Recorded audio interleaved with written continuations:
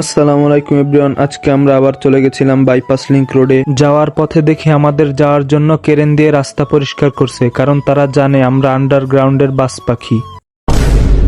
আগের বার জানতো না আমরা কারা, এই জন্য আমাদের সামনে গাছ কেটে ফেলাই রাখছিল। এইবার আমাদের পরিচয় জানার পরে কেরেন ভাড়া করে আইনে আমাদের যাওয়ার জন্য রাস্তা পরিষ্কার করে দিছে।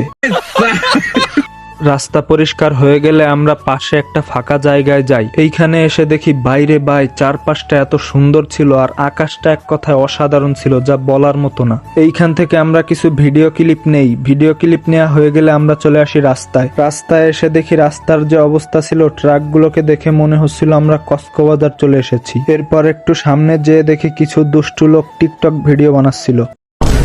আমি হিরো আলম, আমি হিরো আলম।